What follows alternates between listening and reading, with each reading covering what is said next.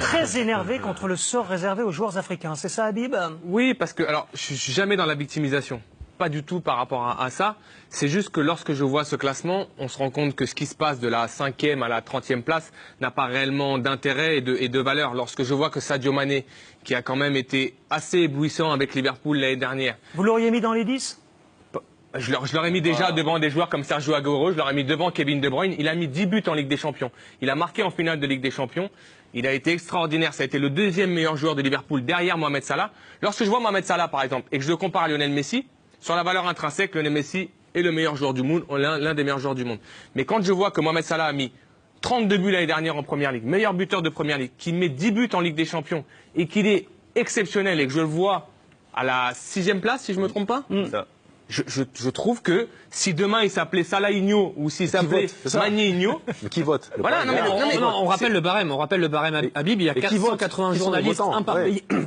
Pardon, 180 journalistes, un par pays, qui ont voté. Le barème, ils votaient à chaque fois pour leur top 5, avec 6 points pour le premier, 4 pour le deuxième, 3 pour le troisième, 2 pour le quatrième et 1 pour le dernier. C'est comme ça ensuite qu'on accumule les points. Comme le disait Didier, c'est très subjectif. On en revient toujours au même problème, les critères. Voilà. Les critères, c'est quoi les critères? Ça part dans tous les sens. Vous pouvez faire ce que vous voulez avec ce vote. Donc il y a souvent eu un manque de reconnaissance, il faut le dire. Et j'appuie sur quelque chose qu'on en a parlé, mais rappelez-vous de Samuel Eto'o, qui ne gagne pas le Ballon d'Or, alors qu'il avait fait une saison premier Ballon d'Or en 95, c'est arrivé. On a ouvert. Mais rappelez-vous aussi du classement d'un Drogba, par exemple, d'un Yaya Touré.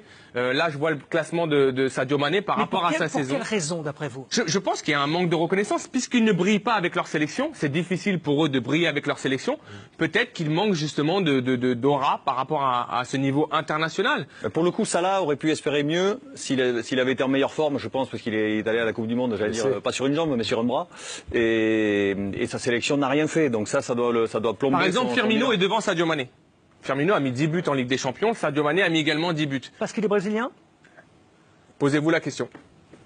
C'est QFD, à un moment donné. Ils sont pénalisés par la sélection nationale. C'est QFD. Est-ce que Firmino a fait une bonne Coupe du Monde? Il n'était pas titulaire. Non. Sergio Aguero est devant Sadio Mané. Sergio Aguero était sur le banc de l'Argentine. Sergio Aguero s'est arrêté quand? En Ligue des Champions.